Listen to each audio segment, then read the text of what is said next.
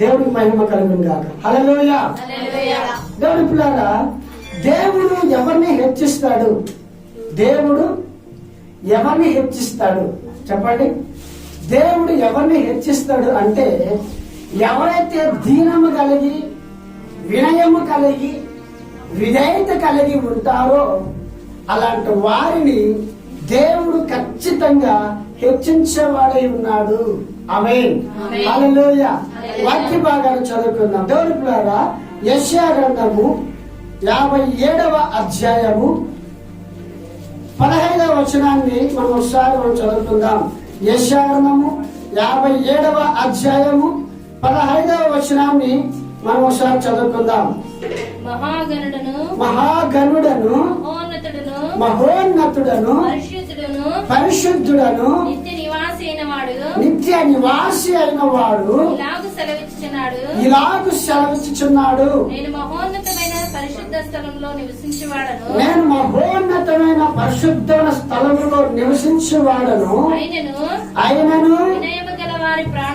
వినయము కలిగిన వారి ప్రాణమును ఉజ్జీవింపచేయుటకు నలిగిన వారి ప్రాణమును ఉజ్జీవింపచేయుటకును వినయము కలిగిన వారి ఎదుటను దీన మనస్సు కలిగిన వారి ఎదుటను నివసించుచున్నాను. దేవునికి ఇష్టం. ఆమేన్. మన జీవితంలో దేవుని ఆశీర్వాదాలు పొందాలంటే, దయచేసి అందరూ నా వైపు చూడండి. మన జీవితంలో దేవుని ఆశీర్వాదాలు పొందాలంటే, మన జీవితంలో దేవుని యొక్క దీవెన మనం పొందుకోవాలంటే, మనము దేవుని మాటకు విధేయత చూపించాలి. దేవుని మాటకు మనం లోబడాలి. మనము వినయము కలిగి, విధేయత కలిగి నడుచుకుంటే మన జీవితము ధన్యకరంగా ఉంటుంది. ఎప్పుడైతే మన జీవితంలో గర్వము గాని, అహంకారము గాని, ఏమిలే అనే చులకతనంలో మనలో వస్తే, దేవుడు అహంకారాలను పడదోసి దీనులకు కృప చూపి ఆయన అండగా ఉంటాడు దీనులకి. హల్లెలూయా. దేవునికి స్తోత్రం. దేవుడికి రక్షండి. దేవుడు ఎలాంటి వాడంట? ఆయన మహోన్నతుడు. ఆయన ఎలాంటి వాడంట? ఎలాంటి వాడంట? వినండి, శ్రద్ధగా వినండి. ఆయన మహోన్నతుడు. ఎలాంటి వాడంట? మహోన్నతుడును, మహాగణుడను, పరిశుద్ధుడను, నిత్య నివాసైన దేవుడు. ఎవరి కోసం ఎక్కడికి వచ్చాడంట? దీనుల కోసము. దీనుల కోసము ఆయన వినయం కలిగిన వారి కొరకు ఆయన ఎంతగానో తగ్గించుకొని వారి దగ్గరకు వచ్చాడంట. హల్లెలూయా. దేవునికి స్తోత్రం.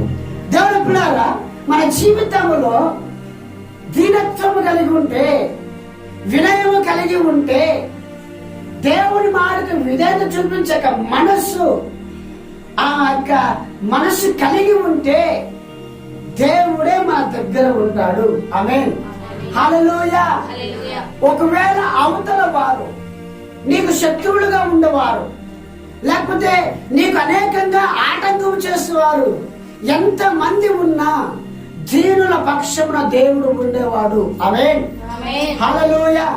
చూడండి, ఒక మాట చదువుకుందాం. దేవుడి పిల్లారా, కీర్తనల గ్రంథము 34వ అధ్యాయము 6వ వచనం ఒకసారి చదువుకుందాం. కీర్తనల గ్రంథము 34వ అధ్యాయము 6వ వచనాన్ని ఒకసారి మనం చదువుకుందాం. ఈ దీనుడు మొరపెట్టగా యెహోవా ఆలకించెను. అతని శ్రమలు అన్నిటిలో నుండి అతనిని రక్షించెను. దేవుడికి స్తోత్రం. హల్లెలూయా. దేవుడికి స్తోత్రం. ఆమేన్. ఏమంటే ఏం రాయబడింది ఆ మాట? ఈ దీనుడు మొరపెట్టగా యెహోవా ఆలకించెను. దేవుడికి స్తోత్రం. దేవుడి పిల్లారా, మనం దీనత్వము కలిగి ఉంటే, మనం వినయము కలిగి ఉంటే మన ప్రార్థన వినబడతది. ఆమేన్. దేవుడికి స్తోత్రం. హల్లెలూయా. దంభముగా ప్రార్థన చేస్తే దేవుడు వినడు. అహంకారంగా ప్రార్థన చేస్తే దేవుడు వినడు. ఏదో లగ్జరీగా నువ్వు ప్రార్థన చేస్తే దేవుడు వినడు. ఎట్లా దేవుడు వింటాడంటే దీనత్వము కలిగి దీనుడుగా ఉండి దేవుని ప్రార్థిస్తే దేవుడు మన ప్రార్థనకు సమాధానం ఇస్తాడు. ఆమేన్. నీ అహంకారము, నీ యొక్క పొగురుతనము, నీ యొక్క డబ్బుతనము, లేకపోతే నీ యొక్క మాటతనము, ఏ తనం ఉన్నా కూడా దేవుడు ఈ యొక్క మాటలు వినడు.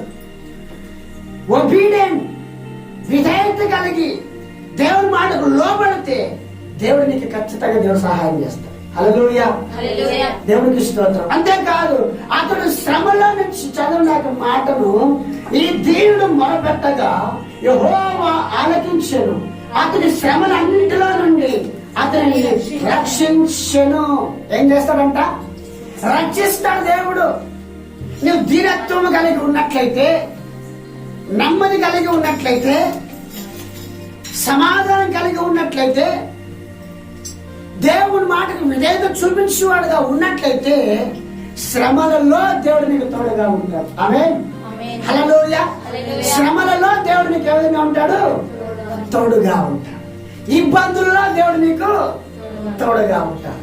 నీ జీవితంలో విధేయత లేకపోతే నువ్వు శ్రమలు అనుభవించాల్సి వస్తుంది. దేవుడికి స్తోత్రం. దేవుని చూడండి 7వ వచనం ఒకసారి చదువుకున్నాం. యెహోవా యందు భయభక్తులు గలవారు చుట్టూ ఆయన దూతలుండి వారిని కావలుండి వారిని రక్షించు. దేవుడికి ఇష్టం. దేవుడు అంటున్నారా 7వ వచనం విధంగా రాబడింది. యెహోవా యందు భయభక్తులు గలవారు చుట్టూ ఆయన దూతలు కావలుండి వారిని ఏం చేస్తాయంట? రక్షిస్తాయి. నువ్వు ఎప్పుడైతే దీనత్వం కలిగి ఉంటావో, నీ యొక్క విశ్వాసాన్ని కాపాడుకుంటావో, నువ్వు నమ్మకంగా దేవునికి యథార్థంగా ఉంటావో, నీ నమ్మకత్వాన్ని బట్టి, నీ విశ్వాసాన్ని బట్టి, నీకున్నాక దేవుడి మీద ఉన్న ఆ యొక్క నమ్మకాన్ని ఆధారాన్ని బట్టి దేవుడు తన యొక్క దూతలకు ఏమిస్తాడంట? ఆజ్ఞాపిస్తాడు. ఆమేన్. హల్లెలూయా. గట్టిగా చెప్పండి. హల్లెలూయా. నువ్వు విధేయత కలిగి ఉన్నట్లయితే దేవుడే తన దూతలకి ఏం చేస్తాడు? ఆజ్ఞాపిస్తాడు. ఇదిగో నా కుమారుడు ఫలానా మార్గంలో వెళ్తున్నాడు, ఇదిగో నా కుమార్తె ఫలానా మార్గంలో వెళ్తాడు, ఈ బిడ్డకు నువ్వు తోడుగా ఉండు. హల్లెలూయా. ఏ ప్రమాదము రాకుండా, ఎలాంటి నష్టము కలగకున్నట్లుగా, ఎలాంటి యాక్సిడెంట్ రాకుండా, ఎలాంటి తెగులు రాకుండా, ఎలాంటి రోగము అతనికి రాకుండా దేవుడు తన దూతలకు ఆజ్ఞాపిస్తాడు. ఆమేన్. హల్లెలూయా. దేవుడికి స్తోత్రం. దేవుడి పిల్లలారా, ఇంకొక మాట చూసినట్లయితే కింద వచ్చిన లాగానే యెహోవా ఉత్తముడని రుచి చూచి తెలుసుకుని ఆయనను ఆశ్రయించిన నరుడు ధన్యుడు. ఏమంట? నువ్వు దేవుని తెలుసుకో, ఆయన త్యాగం ఏంటో తెలుసుకో, ఆయన ప్రేమ ఏంటో తెలుసుకో, ఆయన కనికరం ఏంటో తెలుసుకో, ఆయన గుణం ఏంటో తెలుసుకో. ఆయన ప్రేమ నిన్ను రక్షిస్తుంది. హల్లెలూయా. యెహోవాను ఆశ్రయించిన నరుడు ధన్యుడు. హల్లెలూయా. ఎవరంట ధన్యుడు? చెప్పండి, ఎవరంట ధన్యుడు? యెహోవాను ఆశ్రయించిన వాడు. యెహోవాను ఆశ్రయించిన వాడు. డబ్బును ఆశ్రయించిన వాడు కాదు, అధికారాన్ని ఆశ్రయించిన వాడు కాదు, బలాన్ని ఆశ్రయం చేసుకున్న వాడు కాదు. యెహోవాను ఆశ్రయించిన వాడు ధన్యుడు. వానికి మేలు కలుగుతుంది. ఆమేన్. దేవునికి స్తోత్రం. దేవుని పిల్లలు చూడండి, కీర్తనల గ్రంథము 147వ అధ్యాయము 6వ వచనం ఒకసారి చదువుతున్నాము. యెహోవా దీనులను లేవనెత్తువాడు. కీర్తనలు 47:6. ఏమంట? దేవుడు దీనులను లేవనెత్తువాడు. నువ్వు ఏ స్థితిలో ఉన్నావో, ఏ పరిస్థితిలో ఉన్నావో, నీ పరిస్థితి అలాగనే ఉండి విడిచిపెట్టే దేవుడు కాదు నా దేవుడు. ఆమేన్.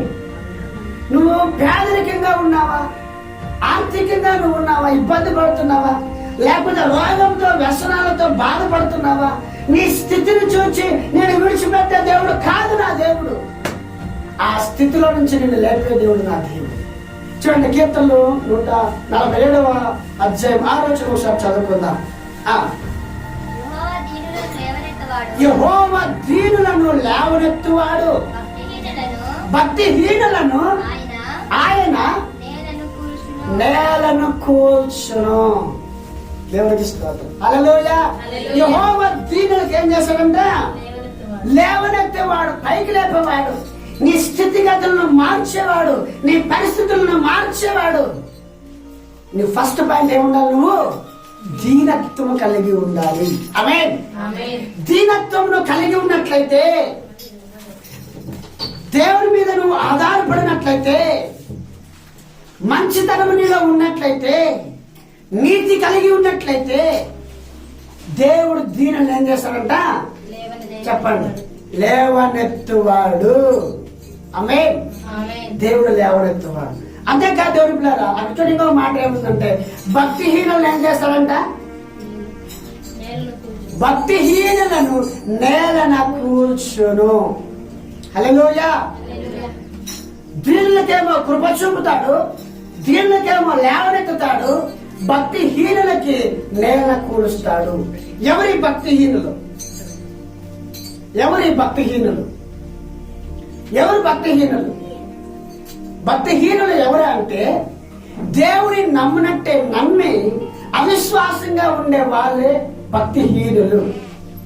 దేవుడు చేసిన అద్భుతాలను, దేవుడు చేసిన ఆశ్చర్యమైన కార్యాలు చూసి దాన్ని మర్చిపోయి తిరిగి లోకంలో కలిసిపోయే వాళ్ళే భక్తిహీనులు అని అంటారు. ఒక మాటలో చెప్పాలంటే, దేవుడు చేసిన మేలును మర్చిపోయి కృతజ్ఞత లేకుండా ఉంటారే, అలాంటి వారిని భక్తిహీనులు అంటారు. కృతజ్ఞత లేని వారు కూడా అంటారు. ఆమేన్. హల్లెలూయా. దేవునికి స్తోత్రం. దేవుని పిల్లలు గమనించండి, భక్తిహీనులు అంటే అలాంటి వారు నేల కూల్చబడతారు. దేవుని యొక్క మాటలకు లోబడకుండా, దేవుని యొక్క భక్తికి లోబడకుండా, దేవుని యొక్క శ్రేష్టమైన వాగ్దానం వాళ్ళు అనుభవించుకున్నట్లుగా దేవుడు వారు నేల కూల్చబడతారు. ఎందుకు తెలిసిన వారు భక్తిహీనులుగా ఉన్నారు. దేవుని మాటకు విధేయత చూపించలేదు. దేవుడికి స్తోత్రం. దేవుడికి చూడండి, ఇంకో మాట మనం చదువుకుందాము. దీనులను ఏం చేస్తుంట? దేవుడు పైకి లేపేవాడు, దీనులకు లేవనెత్తవాడు. తర్వాత వాక్యం మనం చూసినట్లయితే కీర్తన 149 అధ్యాయము 4వ వచనం ఒకసారి చదువుకుందాం. కీర్తనలు 49 4వ వచనం ఒకసారి చదువుకుందాం. యెహోవా తన ప్రజల యందు నీతి గలవాడు. చదవండి. యెహోవా తన ప్రజల యందు ప్రీతి గలవాడు. ఆయన దీనులను రక్షణతో అలంకరించును. దేవునికి స్తోత్రం. హల్లెలూయా. గట్టిగా చప్పట్లు కొడదాం ఒకసారి. దేవునికి స్తోత్రం. ఆమేన్. దీనులకు దేవుడు రక్షణతో అలంకరిస్తాడు. ఆమేన్. దేవుడు యొక్క రక్షణ ఇస్తున్నాడు మనకి. ఆ రక్షణతో అలంకరిస్తాడు. ఏం చేస్తాడు చెప్పండి? ఎవరిని అలంకరించేది? దీనులకు. ఎవరైతే దీనత్వం కలిగి ఉంటారో అలాంటి వారికి దేవుడు రక్షణను అలంకారంగా చేస్తాడు, రక్షణతో అలంకరిస్తాడు. ఒక స్త్రీలు మామూలుగా ఏ విధంగా అయితే సొమ్ములు పెట్టుకొని, బంగారు సొత్తులు పెట్టుకొని ఏ విధంగా అలంకరించుకుంటారో ఆ విధంగానే దేవుడు ఒక రక్షణ అలంకరణ దీనులకు చేస్తాడు. హల్లెలూయా. దేవుడికి స్తోత్రం. దేవుడి పిల్లారా, ఈ రక్షణ అలంకారంతో దేవుడు మనల్ని చేసి ఆయన రాజ్య వారసులుగా కార్యం చేస్తున్నాడు. ఆమేన్. దేవుడికి స్తోత్రం. దేవుడి